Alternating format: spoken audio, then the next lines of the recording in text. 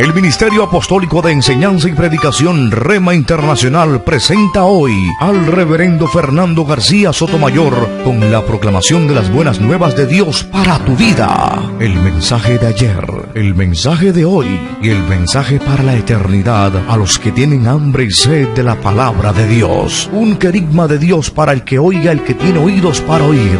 Escuche el dabar del Eterno a las naciones. Ahora es el tiempo para recibir el rema del Espíritu Santo a tu espíritu. Escuchemos con fe la memra del Señor para el alma.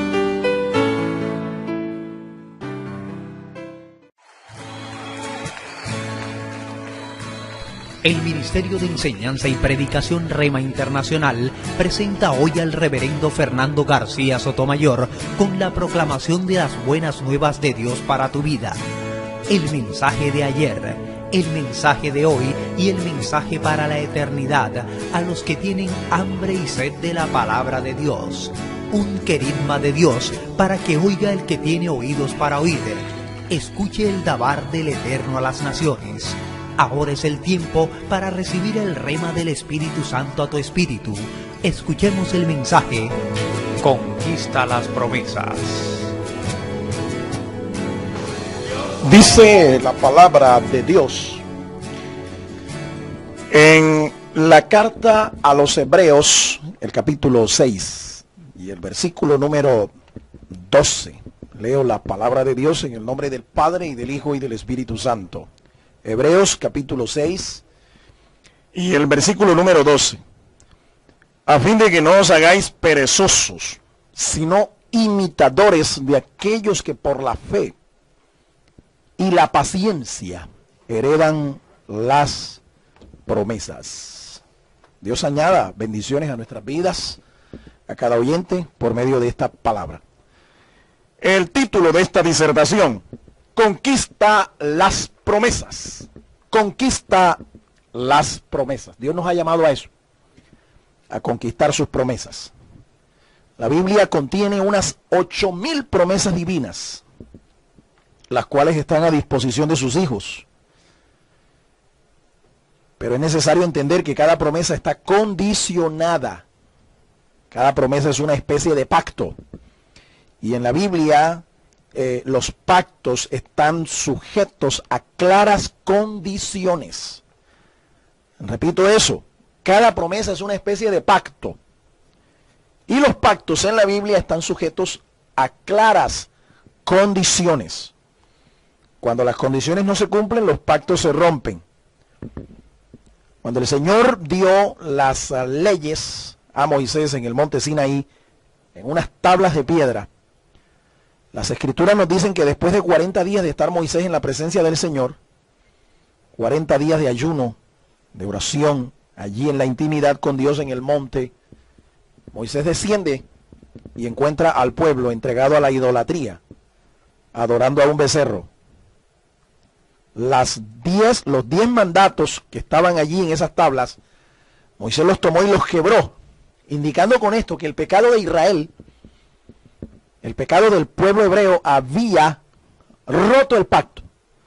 Y entonces, un tiempo después, Moisés le toca nuevamente ir a la presencia del Señor, estar nuevamente ese tiempo, 40 días, 40 noches, en el santo monte de Dios, para recibir de nuevo los mandamientos y renovar así el pacto que se había roto. Porque Dios es un Dios de misericordia, es un Dios de oportunidades. Así es que, mi estimado hermano, cuando nosotros nos enfrentamos a una promesa en la palabra, tenemos que entender que hay condiciones que Dios demanda para que se cumplan. Porque cada promesa, repito, es como una especie de pacto. Una especie de pacto en la que hay una promesa, pero también se demanda unos requerimientos. No todo lo que nosotros leemos en la Biblia es promesa. Sin embargo, lo que más nos gusta a nosotros de la palabra de Dios son las promesas. Usted encuentra en la Biblia también mandamientos, órdenes que Dios da. Esos son mandamientos. También encuentra advertencias. Advertencias que son como señales para que nosotros no caigamos en peligros. Son como señales en el camino. Y también encontramos, además de advertencias, además de mandamientos, además de promesas, encontramos consejos. Dios nos aconseja. Dios apela a nuestro entendimiento, a nuestro razonamiento, para que nosotros pongamos en práctica su palabra. Hay 3 condiciones que se deben dar en la vida de los creyentes que quieren disfrutar de las promesas de Dios. ¿Cuáles son esas 3 condiciones? Están ahí en ese pasaje que hemos leído, en Hebreos 6 y el versículo 12. La primera de estas condiciones es la diligencia. El texto dice, a fin de que no os hagáis perezosos. Lo contrario a la pereza, lo contrario a la flojera, es la diligencia. La diligencia. La diligencia es la ausencia de negligencia y pasividad. El creyente que es negligente, el creyente que es pasivo, el creyente que le falta la dinámica, la chispa para hacer las cosas, esta es una persona que va a sufrir en la vida. Y lo más triste, no podrá disfrutar de las promesas de Dios. Dios no bendice a los negligentes, a los flojos, a los perezosos, a los que les falta diligencia, a los que les falta dinámica, a los que les falta chispa, a los que les falta espíritu. No, Dios no va a bendecir a este tipo de personas. Ahora, no confunda algo, no confunda el que Dios tiene poder para hacer todas las cosas con la actitud que muchos hermanos asumen. Hay gente que dice, yo todo se lo dejo a Dios. Mire, mi estimado hermano, Dios nos ha dado a nosotros capacidades, Dios nos ha dado habilidades, Dios nos ha dado dones, talentos, aptitudes, para que nosotros hagamos las cosas, para que construyamos, para que generemos, para que inventemos, para que nosotros seamos creativos. Así es que Dios espera que nosotros hagamos las cosas posibles, y las imposibles se las dejamos a Él. Es una sociedad en la que Dios prácticamente hace el 99.9% de nuestros éxitos. Y nosotros hacemos lo más fácil. Pero déjeme decirle, hay que hacer la diligencia. Hay que hacer la gestión. No todo se lo deje a Dios. Dios espera que usted haga algo también. Se debe ser diligente en la oración. En eso se requiere diligencia. La Biblia dice que cuando los discípulos estaban allí en el aposento alto, esperando el cumplimiento de la promesa que el Señor les había hecho, la promesa del bautismo con el Espíritu Santo.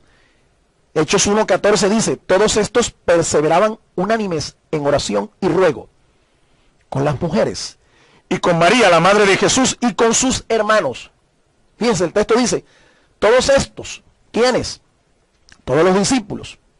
Pedro, Jacobo, Juan, Andrés, Felipe, Tomás, Bartolomé, Mateo, Jacobo, hijo de Alfeo, Simón el Celote, Judas, hermano de Jacobo, las mujeres, María, la madre de Jesús, sus hermanos, todos perseveraban. La perseverancia me habla de esto, me habla de una diligencia constante. En el libro de los Hechos de los Apóstoles, también tenemos otro registro importante acerca de la diligencia en la oración.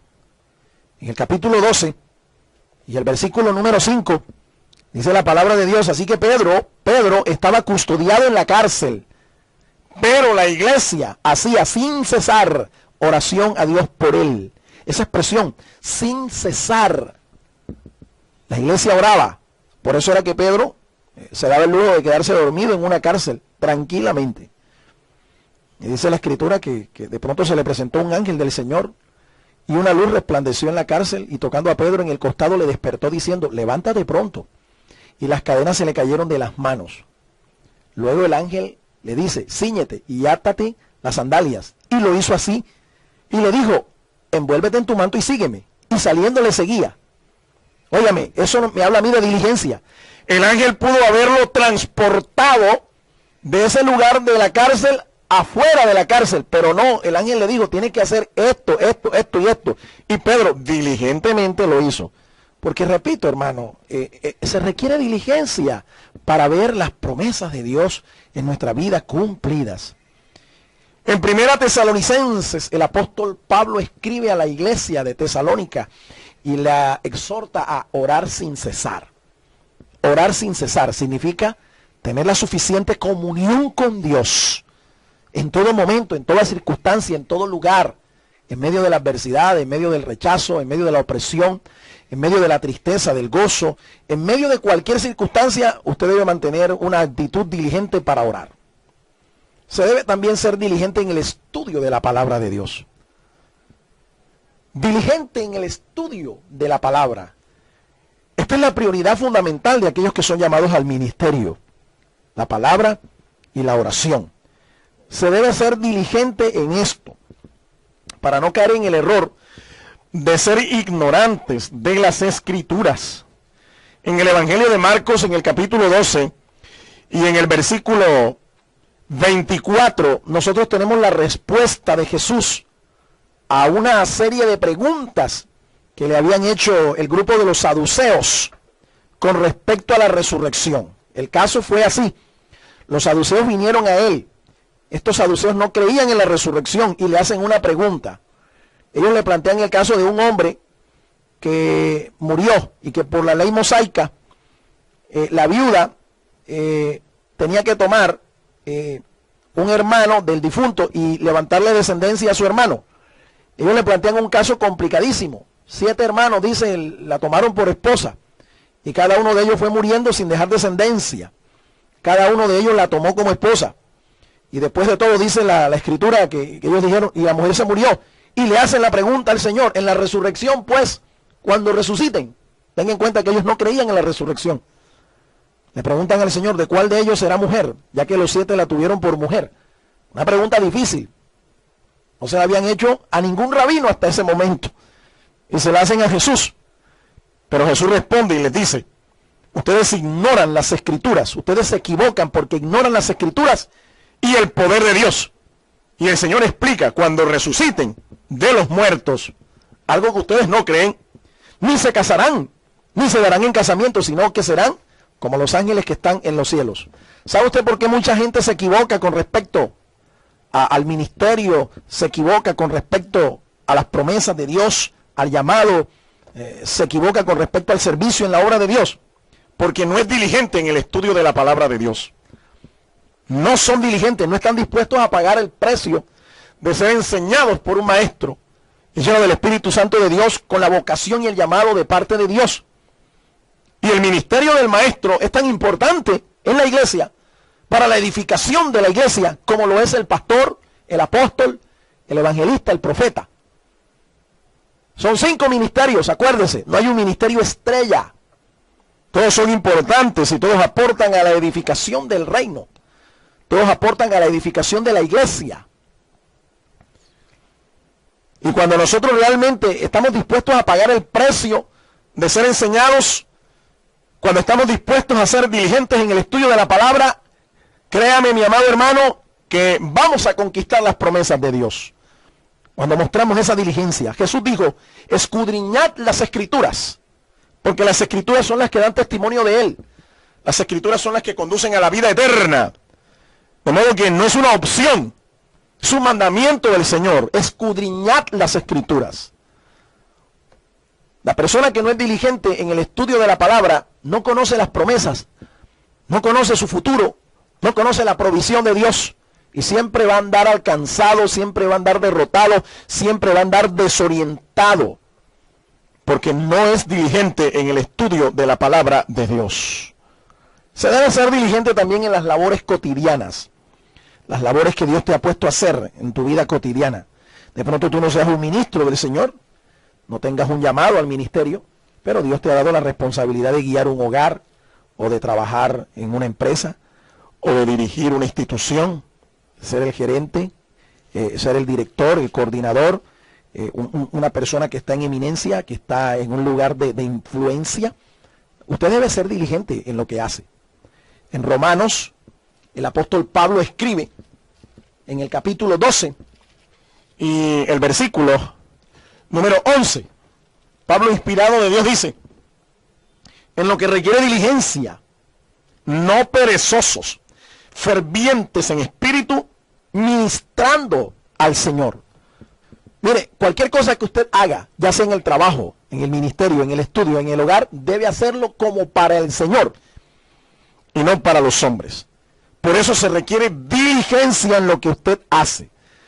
Usted debe ser apasionado con lo que usted hace. Usted debe amar su trabajo. Usted debe hacerlo con diligencia. Usted debe hacerlo con amor, como para el Señor. En Jeremías, el profeta dice en el capítulo 48 y el versículo 10: maldito aquel que hiciera indolentemente la obra del Señor. Óigame, eso es una palabra durísima. Si usted va a hacer algo en la iglesia, si usted va a hacer algo en el ministerio, si usted va a contribuir con la edificación de un ministerio, de una iglesia, hágalo con diligencia, hágalo con fervor, hágalo con pasión, hágalo con amor, porque es para el Señor. La diligencia tiene grandes recompensas, además de permitirnos conquistar las promesas. El sabio Salomón dice, en el libro de los Proverbios, en el capítulo 13 y el versículo 4, el alma del perezoso desea y nada alcanza. Tremenda palabra. Dice, mas el alma de los diligentes será prosperada. ¿Usted quiere prosperar? Sea diligente en lo que hace.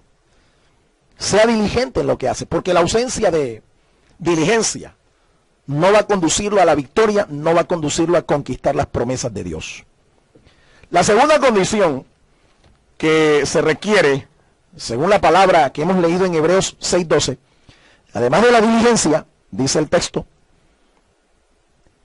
sino imitadores de aquellos que por la fe y la paciencia heredan las promesas. Ahí está la segunda condición, la fe. ¿Qué es la fe? Bueno, alguien muy teológicamente, muy bíblicamente me puede decir, bueno, la fe es lo que dice Hebreos capítulo 11 y el versículo número 1. Eso es un pasaje muy conocido por el pueblo de Dios. Y bueno, ahí hay una definición de fe. Realmente ahí hay una definición de fe. Dice el autor de la carta a los Hebreos, dice literalmente en el capítulo 11 y el versículo número 1. Es pues la fe, la certeza de lo que se espera, la convicción de lo que no se ve. Pero pregúntele a un hermano, en palabras sencillas, ¿qué significa ese pasaje? Para que usted vea que la cosa no es tan fácil. Eso que está ahí es una definición teológica, muy abstracta de lo que es la fe. Yo le tengo una más sencilla. Fe es ver lo que Dios hace. Se lo voy a repetir. Fe es ver lo que Dios hace. Y usted me dirá, pero qué fácil es entonces tener fe. No, déjeme decirle, no es tan fácil.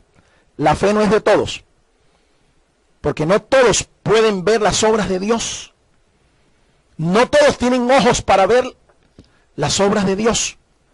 El apóstol Pablo, escribiéndole a los tesalonicenses, en su segunda carta, en el capítulo número 3 y el versículo 2, dice la segunda parte del versículo, porque no es de todos la fe. No es de todos la fe. ¿Sabe? No todos tienen ojos para ver lo que Dios hace. No todos tienen fe para poder ver las obras de Dios. Por eso es que no es de todos la fe. Dios es un Dios de fe. ¿Sabía usted eso? Dios es un Dios de fe. Dios no solo ministra fe. Dios no solo inspira fe. Dios no solo nos da la fe. No. El mismo Dios es un Dios de fe. Ahora, ¿cómo es la fe de Dios? ¿Usted quiere saber cómo es la fe de Dios? Pablo escribe a los Romanos en el capítulo 4 y dice allí, inspirado del Espíritu Santo de Dios, que la fe de Dios, escuche, como está escrito, dice el apóstol, te he puesto por padre de muchas gentes delante de Dios, a quien creyó, el cual da vida a los muertos y llama las cosas que no son como si fuesen. ¿Cómo es la fe de Dios? La fe de Dios da vida a los muertos y llama a las cosas que no son como si fuesen. Bendito sea el nombre del Señor. Por eso es que Dios a nosotros nos ve como victoriosos. A pesar de que la iglesia es una iglesia en donde hay imperfección, en donde hay debilidad, en donde hay flaquezas. Incluso a veces en la iglesia hay pecado. Sin embargo, el Señor nos ve como perfectos y sentados en lugares celestiales con Jesucristo, en esferas celestiales. Ahora, la fe de la cual estamos hablando aquí, como usted lo puede ver, no es una fe natural. Es la fe que viene de la palabra de Dios. Es la fe que viene de oír la palabra de Dios. En Marcos 11:22 tenemos un pasaje interesante. El Señor Jesús en una ocasión dice la Escritura que tuvo hambre y se acercó a una higuera que aparentaba tener fruto en tiempos donde no tenía que dar fruto. El Señor sabía que no tenía fruto, pero se acerca para darle una lección a los discípulos. Se acerca a la higuera y mete la mano y lo que encuentra es puro follaje, pura hoja. No encuentra fruto y él maldice la higuera, da una palabra de juicio y la higuera se secó desde la copa hasta la raíz. Al día siguiente, cuando van pasando por allí, Pedro nota que la higuera está seca. En el capítulo 11 de Marcos está registrado ese incidente. Dice el versículo 21. Entonces Pedro, acordándose, le dijo: maestro, mira, la higuera que maldijiste se ha secado. Jesús respondió: tened fe en Dios. Mire qué expresión la del Señor. Mire qué palabra. Tened fe en Dios. Yo le pregunto a usted, ¿cuánto de lo que usted conoce, si usted les preguntara, ¿usted tiene fe en Dios? ¿Cuánto le responderían que sí? Todo el mundo dice tener fe en Dios. Pero el asunto es el siguiente. Tener fe en Dios es una cosa y tener la fe de Dios es otra. Y cuando el Señor Jesús le responde a Pedro, tener fe en Dios, en el texto griego en el que se escribió el nuevo pacto, nosotros no encontramos esa expresión así. Nosotros encontramos la expresión literal, tener la fe de Dios. Y eso nos aclara mucho. Porque una cosa es tener fe en Dios y otra cosa es tener la fe de Dios. Esa fe de la cual nosotros estamos hablando allí, no solamente es tener la capacidad de creer firmemente en la palabra de Dios. La fe también es el fruto del Espíritu. Y a este fruto le llamamos fidelidad. Cuando Pablo describe el fruto del Espíritu allá en Gálatas 5:22, él dice: mas el fruto del Espíritu es amor, gozo, paz, paciencia, benignidad, bondad, fe. Al referirse a fe allí, no se está refiriendo a fe como un don de poder, sino a la otra cara del poder, la fidelidad. Es que se requiere no solo creer, no solo certeza, se requiere ser fiel. Y si usted es fiel al Señor, usted va a ver las promesas de Dios en su vida cumplidas. Necesitamos tener entonces esa fe como la de los patriarcas. En Hebreos, en el capítulo 11, se nos pone de ejemplo a esta gente, los antiguos patriarcas de Israel, del pueblo de Dios. Y en el versículo 12 dice que por ella alcanzaron buen testimonio los antiguos patriarcas, los ancianos, los líderes, los hombres de Dios, alcanzaron buen testimonio por su fe. Nosotros necesitamos la fe como fruto de oír la palabra de Dios. En Romanos 10:17 dice: la fe es por el oír la palabra de Dios. Y quiero explicar que allí esa expresión, palabra que se usa, no es la expresión logos que se traduce o se toma del griego y se traduce como palabra. No, logos es discurso, logos es una expresión escrita, logos es revelación escrita, logos es razonamiento, logos es un tratado. Pero Pablo no dice aquí la fe es por el oír la palabra de Dios. Cuando se refiere a la palabra, no se usa la expresión logos, sino la expresión rema. Y esto es interesante, porque es el rema de Dios el que usted necesita escuchar para generar fe. Es el rema de Dios el que usted necesita en su corazón para generar la fe de Dios. El rema es lo único que produce la fe, y la fe como la de Dios. Así que se requiere este tipo de palabra, se requiere este tipo de ministración, se requiere este tipo de proclamación. la proclamación del rema de Dios para que nosotros podamos crecer en la fe que nos permitirá conquistar las promesas de Dios. En tercer lugar, se requiere la paciencia. La paciencia está íntimamente relacionada con esperar el tiempo de Dios. ¿Sabe? Dios es un Dios que no actúa como actúan los valores y los principios de este mundo. Fíjense, en el mundo usted encuentra todo hoy instantáneo. Vivimos en la generación express. Todo es instantáneo. El café es instantáneo. La leche es instantánea. El jugo es instantáneo. Los alimentos son instantáneos. Todo es instantáneo. La gente no tiene tiempo para esperar. La gente no tiene tiempo para perder. La gente vive a 1000 kilómetros por hora. Pero cuando usted se acerca a Dios, usted debe saber esperar el tiempo de Dios. En Hebreos 4:16 dice la palabra de Dios: acerquémonos pues confiadamente al trono de la gracia, para alcanzar misericordia y hallar gracia para el oportuno socorro. Esa expresión oportuno socorro, esperar en Dios para el oportuno socorro, se refiere a una expresión griega, es la expresión kairos, que se refiere al tiempo de Dios. Esa oportunidad, ese momento en el que nosotros vemos la mano de Dios obrando, después de haber esperado en el Señor, es lo que se llama el kairos de Dios. Dios no se mueve con nuestro calendario, mi estimado hermano. Dios no se mueve con nuestro tiempo, con nuestras horas. Dios tiene un momento en el cual Él actúa. Y cuando Dios actúa, mi amado hermano, nosotros podemos ver su gloria. Pero hay que saber esperar ese kairos de Dios, ese tiempo de Dios, para ver la gloria de Dios, para ver su gracia, para ver su misericordia, para ver su poder manifestado. La paciencia es un fruto del Espíritu. En Gálatas 5:22, cuando Pablo habla del fruto del Espíritu, él dice: amor, gozo, paz, paciencia, paciencia. Óigame, y esto es lo que muchos no están dispuestos a esperar. No son pacientes, quieren las cosas es ya.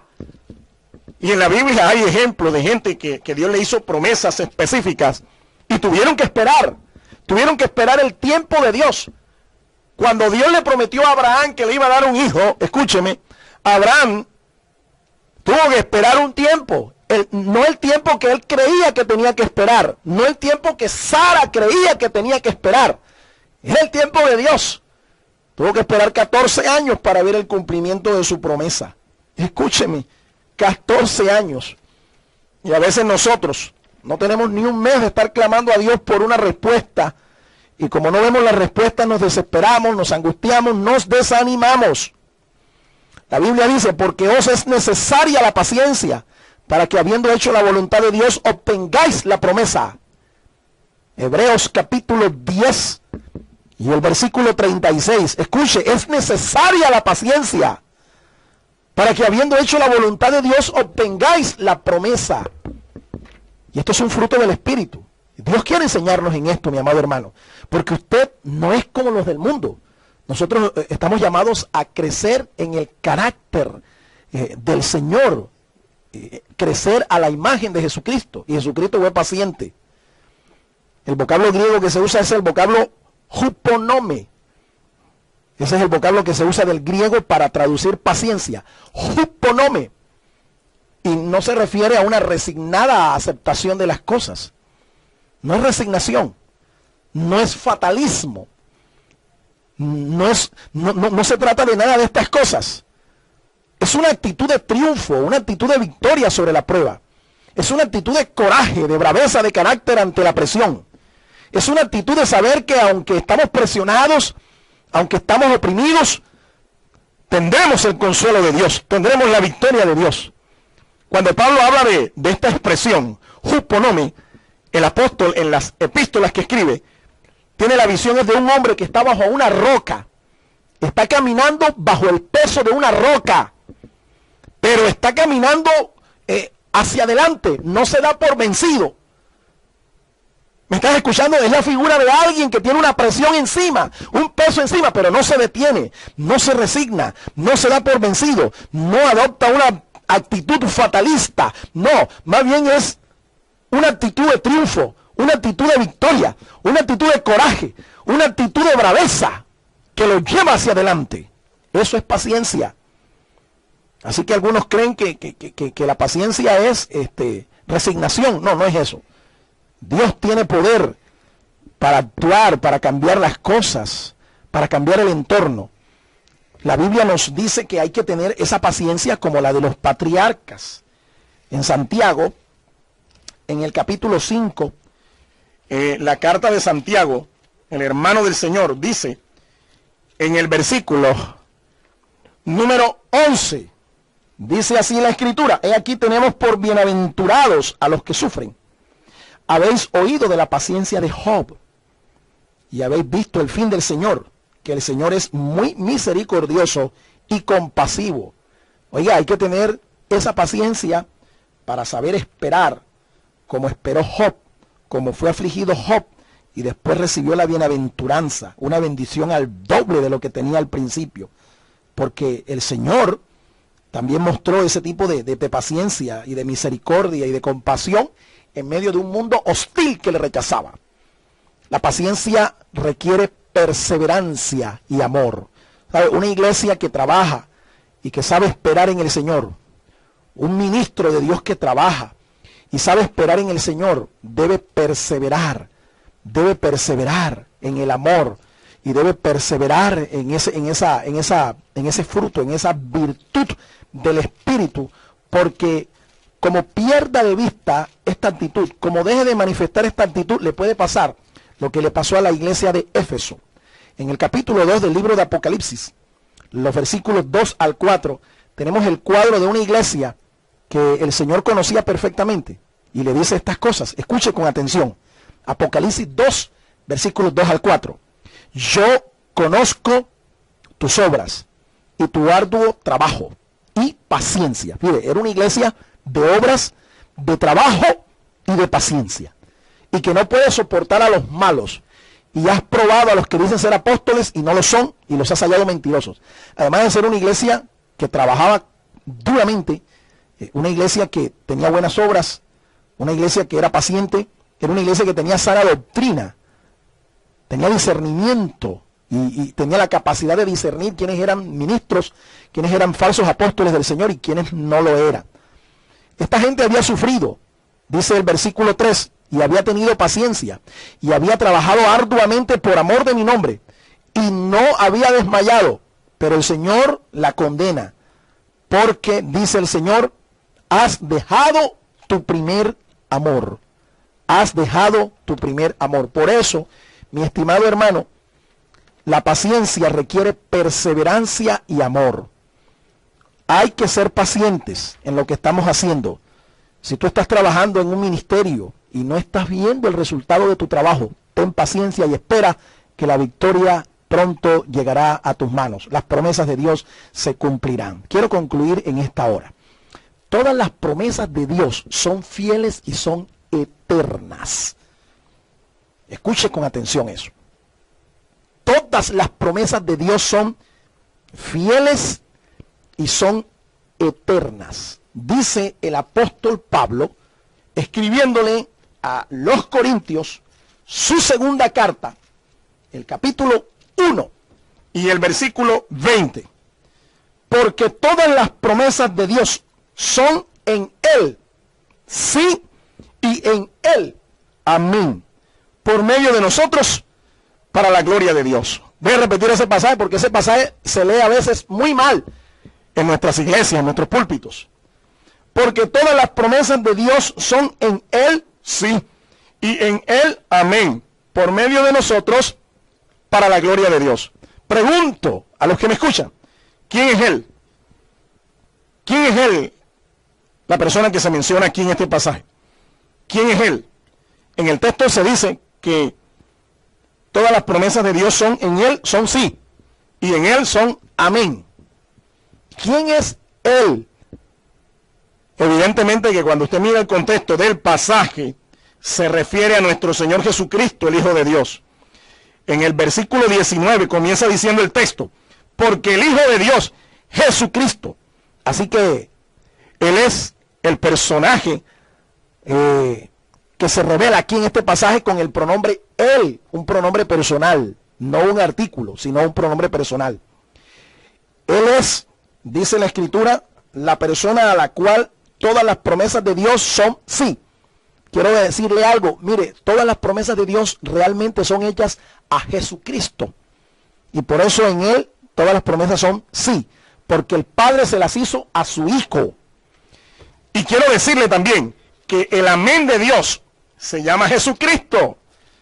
En el capítulo 3 del libro de Apocalipsis, el versículo 14, el apóstol Juan escribe y dice, escribe al ángel de la iglesia en la Odisea, he aquí el amén, el testigo fiel y verdadero, el principio de la creación de Dios.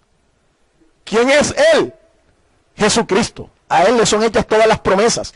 Por eso es que las promesas son fieles y son eternas, porque son hechas por el Padre a su Hijo Jesucristo. Lo que pasa es que a través de Jesucristo nosotros somos herederos de esas promesas. Y acá en el libro de Apocalipsis, en el capítulo 13 y el versículo 14, el Espíritu Santo nos dice a través de Juan que Jesucristo es el amén de Dios. Él es el amén de Dios. ¿Cuál es entonces el pensamiento que nos debe dominar al leer estos pasajes? El pensamiento que nos debe dominar es el siguiente: Dios puede, Dios quiere y Dios está conmigo para hacerlo. ¿Sabe? Dios nos ha llamado a ser conquistadores de sus promesas. Entonces, comencemos cada día en la victoria que las promesas de Dios nos garantiza. Recuerde, Él es el amén de Dios.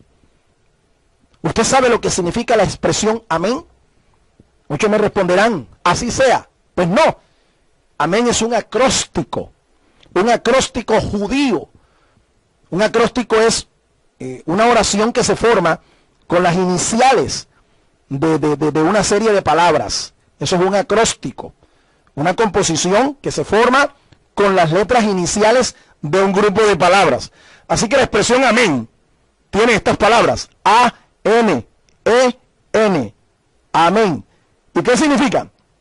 Es un acróstico hebreo que significa Adonai, Melech, El Nemán. Se lo voy a repetir nuevamente, porque no son lenguas angelicales. Es un acróstico. Son palabras hebreas. Y dice así: Adonai, Melech, El Nemán. Y eso se traduce o significa: el Señor es Rey, Dios es fiel. Escuche, esto es lo que significa la expresión amén. Adonai, Melech, El Nemán. El Señor es Rey, Dios es fiel.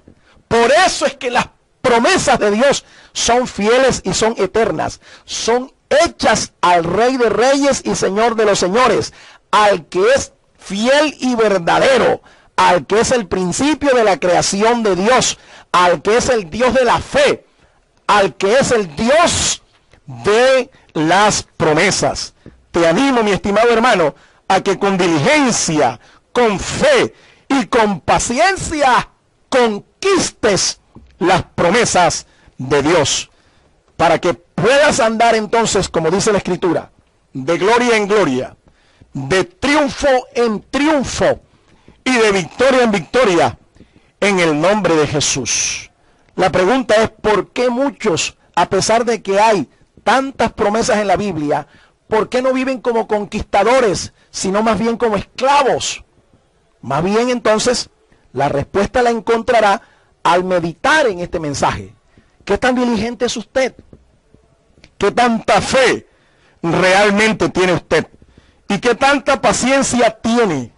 Recuerde que estas son tres condiciones que son indispensables para los que quieren conquistar, para los que quieren disfrutar de las promesas de Dios: la diligencia, la fe y la paciencia. Si usted no tiene estas cosas, revise entonces, mi amado hermano, cómo está su condición delante de Dios, porque Dios lo quiere ver a usted como cabeza y no como cola. Dios lo quiere ver a usted en victoria y no como un fracasado. Dios lo quiere ver a usted creciendo, progresando, prosperando y no retrocediendo, y no en escasez, y no en unas condiciones que que no dan testimonio realmente de un Dios que es rico, de un Dios que puede bendecirlo a usted con la sobreabundancia del cielo, con los tesoros del cielo. Hay fe, hay muchos estilos de fe que son inconsistentes con la práctica, la vivencia cotidiana. Hay gente que dice que tiene fe, pero mi amado hermano, es una fe que no genera absolutamente nada. Así que, mi estimado hermano, conviértase en un conquistador de las promesas de Dios. Cada día levántese en la victoria que las promesas de Dios nos garantizan. Amén. El Ministerio Apostólico Rema Internacional pone a disposición esta predicación. Ofrecemos ministración a simposios, seminarios, campañas evangelísticas, educación globalizada sana y de carácter interdenominacional. Escríbanos a ministerioremainternacional@gmail.com o llámenos al celular 316-270-7181.